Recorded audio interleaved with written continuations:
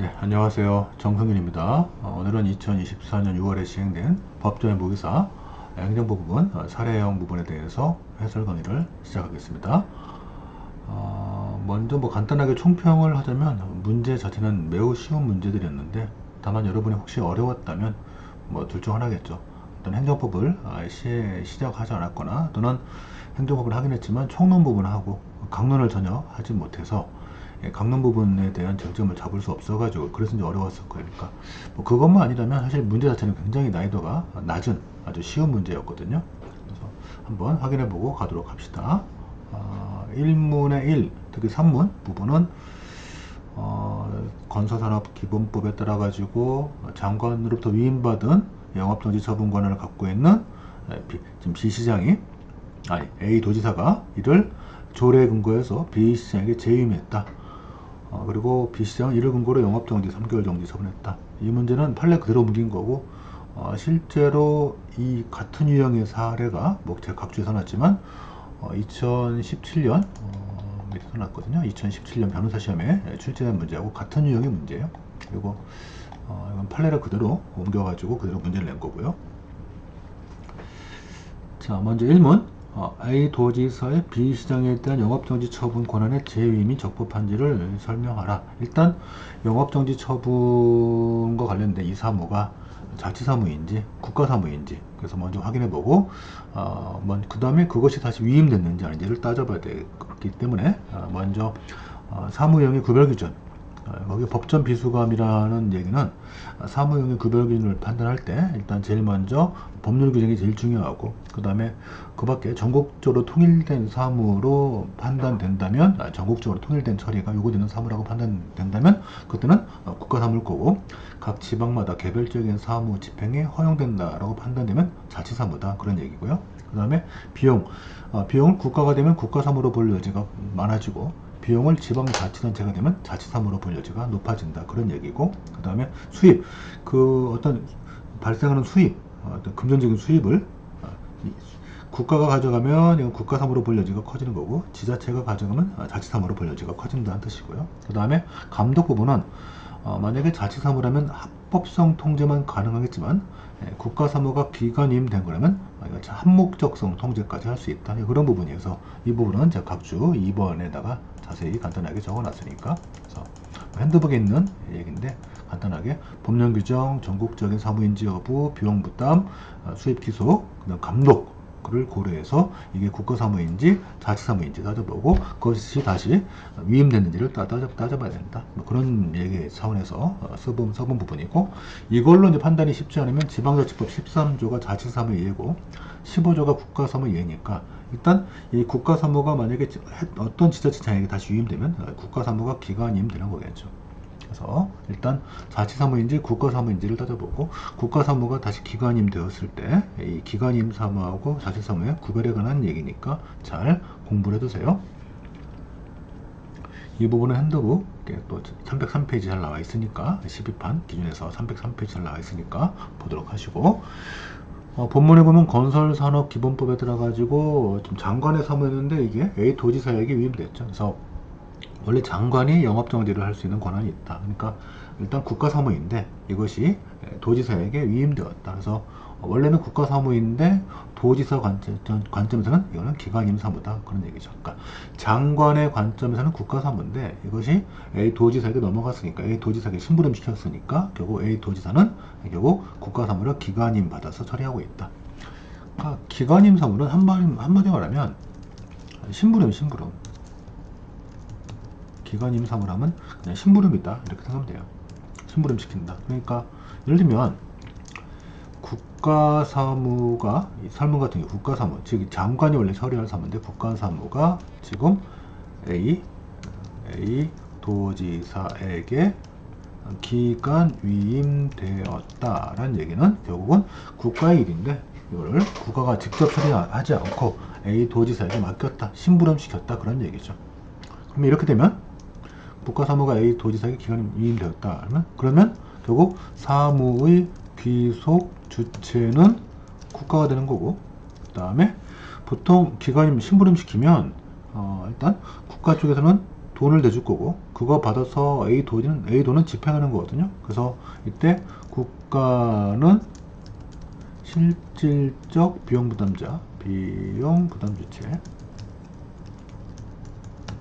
그 다음에 즉 국가는 심부름 비용을 대야 되는 거니까 실질적 비용부담주체. 그 다음에 A도는 그 돈 받아가지고 심부름 하는 거니까 A도는 형식적 비용 부담 주체가 된다. 그래서 보통 국가 사무가 기관임 되면 이렇게 사무 계속 주체, 비용 부담 주체를 우리가 나눠 가지고 판단하는데, 이거는 국가배상법 제5조, 아니 국가배상법 2조나 5조에 따른 배상 책임을 누가 지는지 사무 계속 주체, 그 다음에 국가배상법 6조 1항에 따라 비용 부담 주체가 누구인지 이거 판단할 때 유용한 자료가 되죠. 그래서 이런 사무 유형에 관한 구별은 국가배상법을 논의할 때도, 국가배상법상 배상주체를 논의할 때도 아주 중요한 기준으로 활용되니까 잘 알아두시고, 지금처럼 지방자치법상 쟁점을 논할 때도 사무 유형의 구별 기준은 많이 활용되니까 잘 공부를 해두세요. 그래서 여기 이 사무 유형의 구별 기준, 지방자치법상 뭐 이렇게 조례 한계라든가, 그 다음에 188조, 189조에 따른 뭐 자치사무에 대한 시정명령, 그 다음에 위임사무에 대한 기관, 위임사무에 대한 직무명령, 이런 것들을 논할 때, 구별할 때 우리가 사무의 구별 기준을 활용하고, 또 그 밖에 행정부 총론 파트에서 국가배상법상 배상 주체가 누군지, 그래서 사무 기속 주체가 누구냐, 비용 부담 주체가 누구냐, 요거 따질 때도 사무 유형의 구별 기준을 많이 활용하니까 잘 미리 알아두시면 좋겠습니다. 자, 그래서 이를 바탕으로 그리고 이 사건 영업정지 사무는 국가사무인데 이게 지금 A 도지사에게 기관임 되었다. 이게 포인트고, 자 그러면 그 다음으로 권한의 이 기관임 받았는데 이걸 다시 지금 또다시 위임한 거죠. 이 사건을 보면은 지금 문제에서 지금 위임이 어떻게 됐냐 보면은, 문제 보면 원래는 장관의 일이었는데 장관이 지금 누구한테, A 도지사에게 심부름을 한번 시켰는데 A 도지사가 이걸 직접 하지 않고 또 B 시장에게 또다시 심부름 시키죠. 그래서 이 앞부분이 이 장관에서부터 A 도지사까지 넘어가는 부분이 위임, 그리고 A 도지사에서 B 시장까지 넘어가는 게 재위임이 되는 거죠. 그래서 이런 재위임을 하는데, 문제는 재위임하는데 조례를 했단 말이죠. 건설산업기본법에 따른 규정이 아니고, 즉 건설산업기본법상의 법령에 따른 것이 아니고 조례를 통해서 위임했는데 이게 가능한 건지에 관한 논의를 계속 출제해 묻고 싶어요. 그래서 우리 판례는 개별법의 재위임에 관한 규정이 없어도 정부조직법의 위임을 받은 행정권한의 위임이 위탁에 관한 규정에 따라 가지고 이런 일반법에 따라서 권한의 재위임이 가능하다. 그래서 일반법에 따른 권한의 재위임은 가능한데 문제는 그 재위임할 때 그 방식이 중요하다. 방식이. 그래서 이런 개별법령의 재위임에 관한 규정이 없어도 일반법령에 따라서, 즉 정부조직법 제6조라든가 뭐 지방자치법 117조라든가 그 다음에 행정권한의 위임 및 위탁에 관한 규정, 이런 규정이, 이런 규정에 근거해서도 권한의 재위임이 가능한데, 다만 그 재위임의 방식이 중요하다. 방식. 재위임할 때는 행정권한의 위임 및 위탁에 관한 규정, 이른바 위탁정 제4조에 따라서 상관, 즉 위임기관장의 승인을 받은 다음에 두 번째 조건, 규칙으로. 그러니까 재위임이 일반법에 따라 가능한데 재위임의 조건은 두 가지 필요하다. 일단 위임을 해준 위임기관장의 승인. 이 사건의 위임기관장은 장관이죠. 설문은 장관이죠. 장관의 승인을 받아서 그 다음에 뭐로? 지방자치단체장, 즉 이 A 도지사가 정한 규칙으로, 지방자치법 23조에 따른 규칙으로만 재위임할 수 있다. 그래서 이 두 가지, 즉 위임기관장의 승인, 설문에서는 이 장관의 승인, 그 다음에 두 번째 자기, 즉 A 도지사가 만든 규칙으로만 재임할 수 있다. 이게 행정권한의 위임 및 위탁에 관한 규정, 이른바 위탁정 4조에서 요구하는 사항이거든요.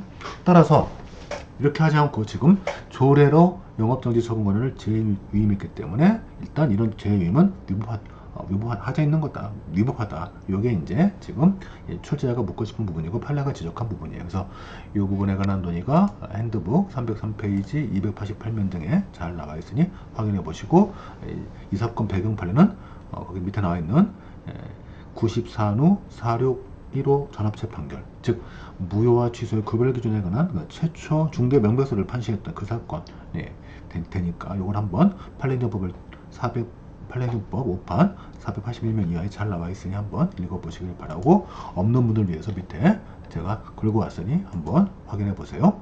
이게 1문이었고, 이 문제 배경이었고, 그 다음에 2문 봅시다. 자, 2문.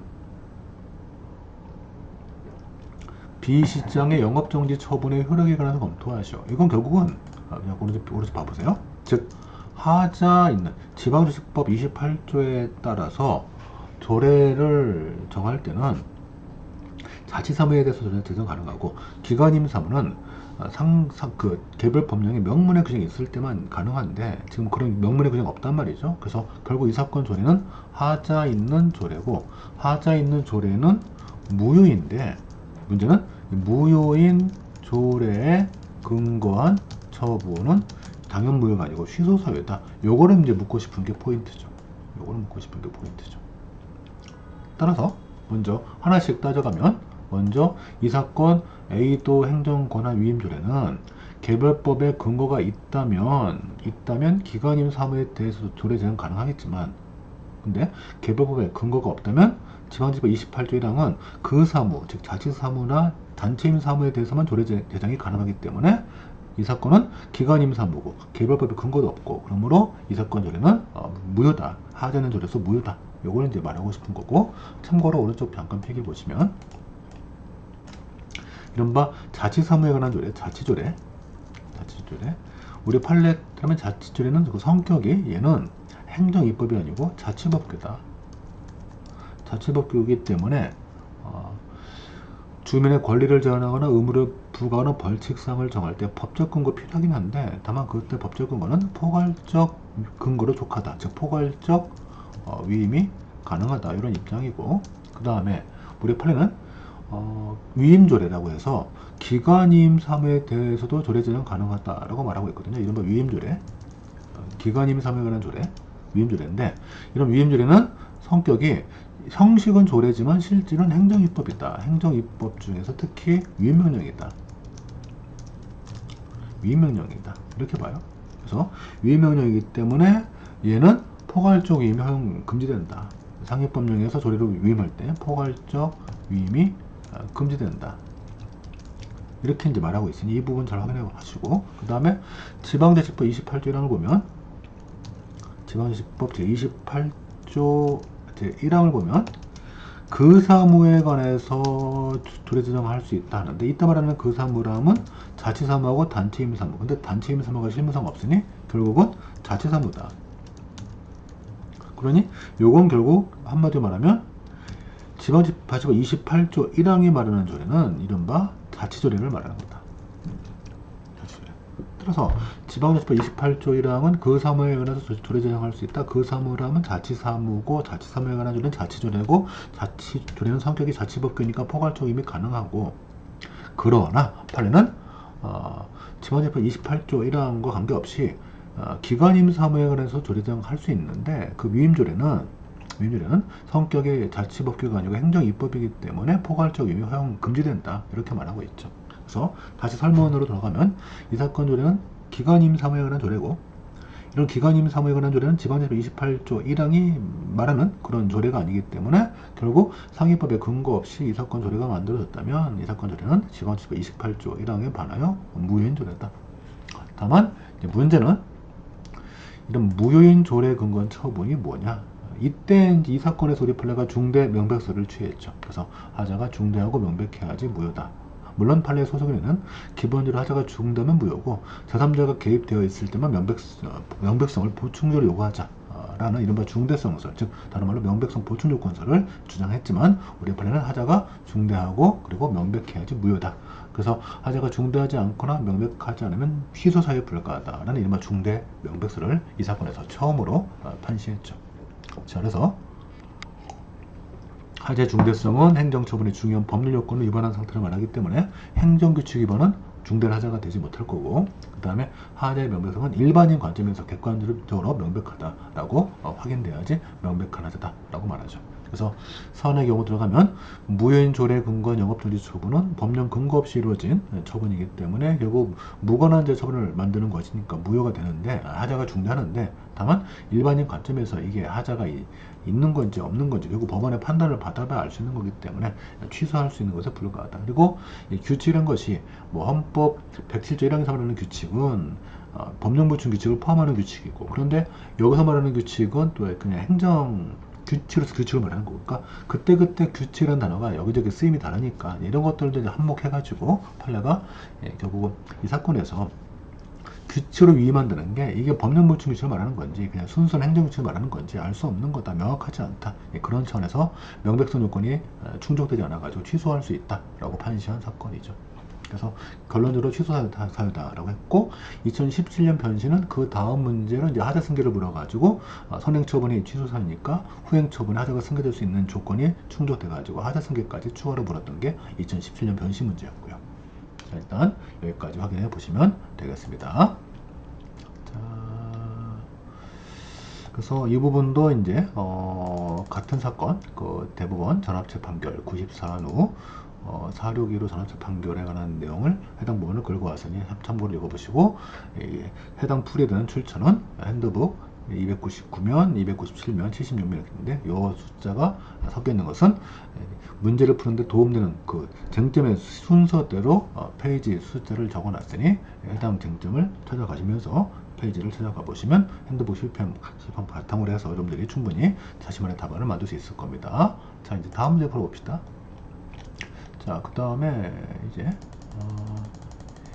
이문에서 또 행정법 문제가 어떤 것도 있었냐면 자, 이문의 1문 A 회사가 시공업체를 선정했고 시공업체 선정 결정에 재산권 일탈남용을 진행하면서 을회사 등 최종 선정된 12업체에 대한 선정 결과 공고에 대한 취소 소송을 제기했다. 제3자 소송이죠. 그래서 처분의 상대방이 따로 있고 제3자인 갑이 지금 소송을 하는데 자, 제3자인 갑에게 원고 적격이 있는지를 살펴봐라 라고 하셨고 자, 본문을 보면 재밌는 표현이 있죠. 거기 제2문에 첫 번째 문제는 뭐 별거 없고 두 번째 문제 보면 A 군수는 평가 점수 70점 이상을 취득하는 업체를 모두 선정하겠다. 모두 선정.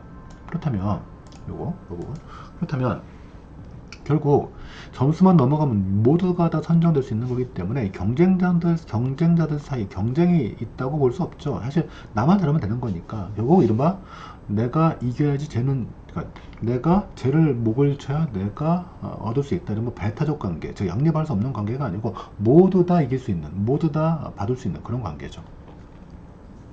자, 따라서 이 사건은 처분의 상대방인 을회사 등이 따로 있고 제3자인 갑이 소송을 제기하는 제3자 소송인데 경원자 소송의 모습을 가지고 있긴 하지만 결국 을과 갑은 배타적 관계, 즉 경원자 관계가 아니다. 그러므로 원고 적격을 인정받기 어렵다. 요게 이제 1문의 핵심 포인트죠.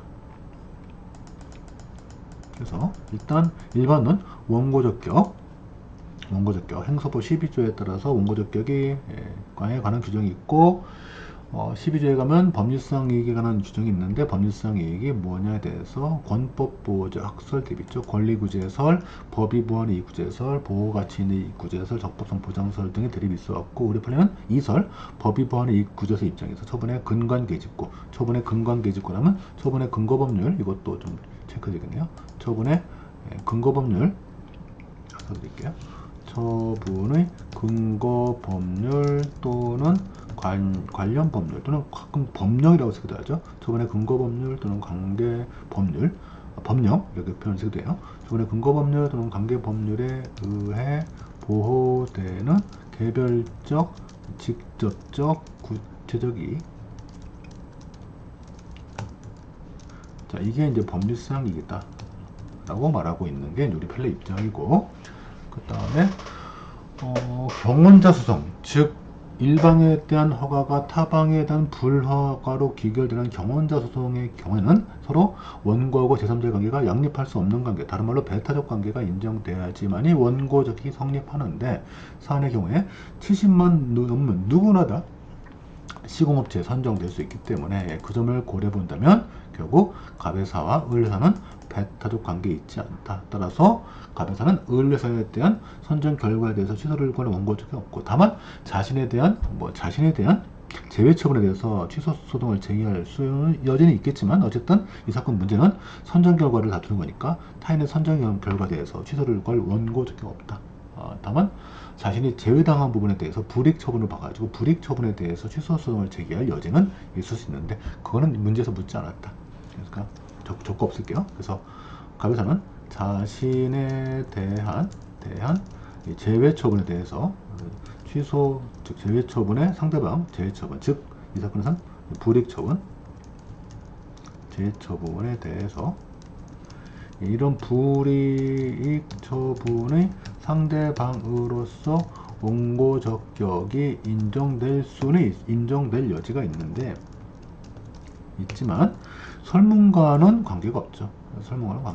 설문은 결국은 선정 결과에 대한 취소 소송을 제기한 거니까 자신의 제외 처분을 다투는 게 아니니까, 그러니까 이거는 그냥 참고로만 생각할 것이고, 이거를 뭐 답안에다가 뭐 강조하거나 그럴 필요 없고 그냥 써주면 참고되겠죠. 써주면 내가 이런 경원자 관계의 구도를 갖고 있지만 실제로 경원자에 해당하지 않아서 원고적 격이 없을 때, 그럴 때 어떤 방식으로 원고적 인정할 수 있겠느냐, 저렇게 타인에 대한 선정 결과, 타인에 대한 처분을 다투는 게 아니고 자신이 제외당한 부분에 대해서 불이익 처분 상대방으로 원고적 인정시킬 수 있다. 뭐 그런 게 대표적으로 경북대학교 총장 임용 제외 사건에서 판례가 판시한 부분, 또는 승진 임용 제외 처분에서도 판례가 판시한 부분이니까 이런 것들을 활용해 보는 것도 하나의 참고로 될 수 있을 거라 생각이 돼요. 그래서 이런 것들은 한번 고려해 볼 수 있는데, 요거를 뭐 답안의 메인으로 쓸 부분은 아니다 라고 생각됩니다. 자, 그 다음에 2문 볼게요. 2문 을회사는 A 군수로부터 선정 통보를 받았다. 그러면서 지금 두 가지 조건이 붙어 있죠. 선정 공고 1개월 이내에, 유효기간이 1개월이니까 1개월 이내에 빨리 하라. 뭘 해야 돼요? 지금 보조금 대상자하고 계약을 체결해야 되고, 계약을 혹시 체결하지 못하면, 기간이 지나가 버리면 자동으로 실효된다. 즉 이 조건을 충족하지 못하면 자동으로 선정 통보가 없어지는 거죠. 해제 조건이죠. 해제 조건. 그 다음에 2번, 보조금 대상자와 계약을 체결하면 지역발전 기지구 10%를 납부하라 라고 명령받는 거죠. 이건 하명이죠. 그래서 1번 조건은 해제 조건, 2번 조건은 하명으로서의 부담이 되겠죠. 부담. 그래서 이에 대해서 취소 소송을 제기할 수 있는가, 즉 각각 조건의 성격을 따진 다음에 그 다음에 이런 부관의 독립 쟁송 가능성을 써주시면 되겠네요. 자, 그러면 일단 각각 조건의 성격을 한번 따져보면, 이 사건 부관의 의의, 부관은 주된 행정처분의 효과를 제한하거나 요건을 보충하기 위한 종전 비율이 되겠고, 부관의 종류, 조건, 기한, 소래권 여부, 이 세 가지는 행정처분이 아니니까 독자적으로 취소소송 대상이 되지 않지만, 부담 같은 경우는 그 자체로도 독립된 하명의 성격이 있기 때문에 처분성이 인정된다는 것은 다들 아실 거예요. 1번 조건은 그 조건이 성취되는 순간 행정처분의 효력이 소멸되니까 해제 조건이고, 2번 조건은 별도로 10% 납부 의무를 부과하고 있으니 부담이 되겠고. 자, 부관의 독립쟁송 가능성 관련된 학설 드리면, 일단 부담만 취소 소송 대상이 될 수 있다는 부담 긍정설, 그 다음에 분리 가능성이 인정되면 일단은 부담에 대해서 쟁송 제기 가능하고, 그때 그 이후에 그 부관이 부담이면 진정 일부 취소 소송, 그 다음에 그 부관이 기타 부관이면 부진정 일부 취소 소송하자, 이게 분리 가능성설. 그 다음에 모든 부관은 처분성이 없기 때문에 부관만 독립해서 취소 소송 제기할 수 없다라는 부정설, 그 다음에 모든 부관의 처분성 인정해서 다 독립해서 취소 소송 대상 될 수 있다는 긍정설 등의 대립이 있는데, 우리 판례는 어떤 학설이라고 말하기도 힘들고 그냥 우리 판례는 독자적 견해죠. 그래서 우리 판례는 부담은 그 자체로 처분성이 인정되니까 부담만을 취소하는 소송할 수 있다. 진정 일부 취소 소송 하되, 나머지 조기철 즉 조건, 기한, 철회권 여부는 부관 행정 처분 전체를 들고 가든지, 그렇게 들고 가서 다 없어지는 게 싫으면 부관의 변경을 처분청에 신청했다가 거부당하면 거부처분 취소 소송을 제기해서 취소 판결을 받으면 재처분 의무를 활용해서 네가 원하는 처분 받아내라, 이렇게 다투도록 하고 있죠. 그래서 이 판례 입장은 앞에 학설 4개하고 관계없는 독자적 견해다 라고 생각하시면 좋겠고, 이런 판례 입장에 따르면 1번 조건은 이제 해제 조건이니까 행정처분 아니니까 1번 조건이 붙어있는 전체 처분, 즉 선정처분 통보 전체에 대해서 취소 소송을 제기하든지, 이렇게 제기해서 다 없어지는 게 싫으면 1번 조건을 변경해달라고 신청했다가 거부당하면 거부 처분 취소소송 하든지 그런 형태로 소를 제기할 수 있겠죠. 그 다음에 2번 조건은 행정처분성이 인정되니까 2번 조건만 따로 취소를 구하는 소송하면 되는 것이고, 그래서 이런 논의는 이제 부관의 독립쟁송 가능성 관한 논의, 그 다음에 부관의 의의나 종례에 관한 논의는 핸드북 12판 63면 또는 67면에 잘 나와 있으니 다시 한번 확인해 보세요. 문제가 어렵지 않은 문제였죠. 그 다음에 다음 문제 3번. 자, A 군수가 시설공사를 시행하는 과정에서 급수공사를 신청하자 이를 승인하면서 A군 수도급수 조례에 따라서 을회사에게 상수도 시설 분담금을 부과했다.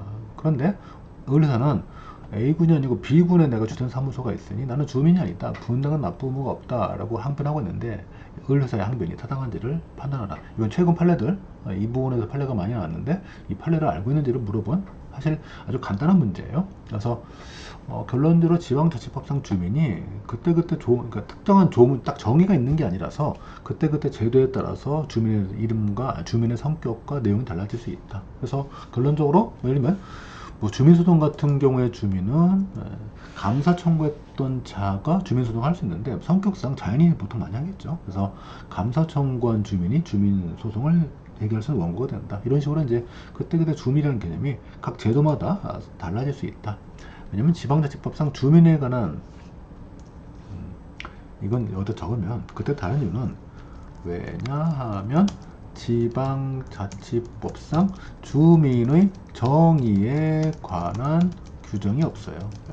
그러니까 그때그때 다르게 해석할 수밖에 없는 거죠. 각각의 제도에 따라. 그러면 지방자치법상 분담금을 내도록 하고 있는데 분담금을 징수하는 것이 지금 공공시설의 설치로 인해서 이익을 얻은 자에게 분담금, 네가 이익 얻었으니까 반대급부로 분담금 내라 라는 것이니까 이런 재산적 이익을 누릴 수 있는 데는 자연인 뿐만 아니고 당연히 법인도 포함될 수 있을 것이고, 다만 판례는 이때 법인을 넓게 봐서 주된 사무소나 본점이 꼭 거기에 없어도 분사무소를 통해서 또는 사업소를 통해서 영업이익이 얻고 있으면 너도 분담금 납부하라, 너도 이익 얻고 있으니 너도 대신 분담금 납부하라, 이런 얘기죠. 그래서 이런 취지를 본다면 우리 판례 입장에 따른다면 을회사가 거기 본점을 두고 있지 않고 있다 하더라도 뭐 지점 또는 사업소만 있다면 당연히 지방자치법상 주민회당에서 분담금 납부 대상자가 된다라는 게 판례고, 이것도 판례행정법 제5판 522면 이하에 있고 최신 판례로 소개되는 유명한 판례니까 밑에 판례 제가 긁어 왔으니 한번 읽어보시면 되겠습니다. 자, 여기까지 해서 해설을 마치도록 하고요. 문제가 전반적으로 쉬운 문제이긴 하지만 그래도 뭐 모르면 전혀 풀 수 없는 문제고 난이도는 낮지만 꼭 한번 확인하시면서 가셨으면 좋겠습니다. 자, 수고하셨습니다. 감사합니다.